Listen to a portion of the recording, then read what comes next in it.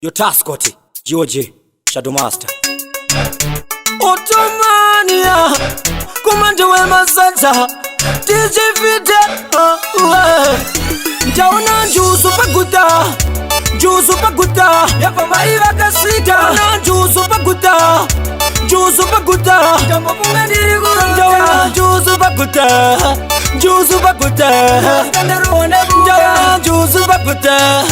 Jusu Paguta, Kutira Gasiga, Pandamona, Daita Zandiri Kurota, does you wanna pepi uyu wa popota, Apa kuterizira para mutukura, does you wanna pataundi mana uyu wa pora, Punga jiste papadenge nyega, ya vipevira sheka, yesa nyiga, kutaura naya, Jambu paniga, visa muso chandangotini nendinosika,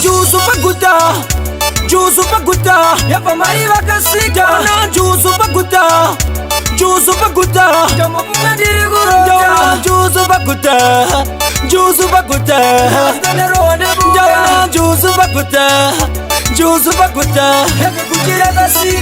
Kutangira, Dapasaya, Dambo Bata Juno, Digaso Bata Saya, Ndasiwona, Dingamagisa, Dipopanda, Musiso, Rega, Indicatarisa, Dasongoti, Indava Kunaga Kudai, Konaiwe Pepe, Unombochei,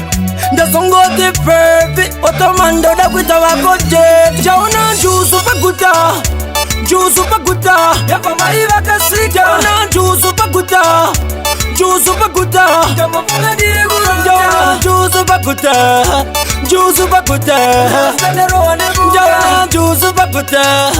Jusu Paguta, Kutira Gasiga, Kasimusa Musoro, Kutikandi Pindure, the Ruane, Nasimaganga de Shure, the Songoti, the Candidate State, Kanatave, Wondose Muso, and the Garandiri ready, the Songoti Rasta, Makarama Kuwata Karikare, my sister, because on this way there's a producer, Vanessa Kandi Water, Asian the Water,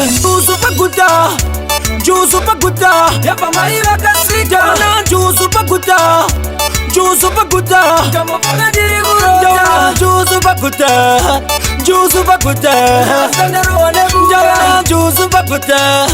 Jusu Paguta, Kutira Gasiga, Pandamona, Daita Zandiri Kurota, does you wanna pepi uyu wa popota, Apa kuterizira para mutukura, does you wanna pataundi mana uyu wa pora, Punga jiste papadenge nyega, ya vipevira sheka, yesa nyiga, kutaura naya, Jambu paniga, visa muso chandangotini nendinosika, Jusu Paguta, Yapa Maiva Casita, Jusu Paguta, Jauna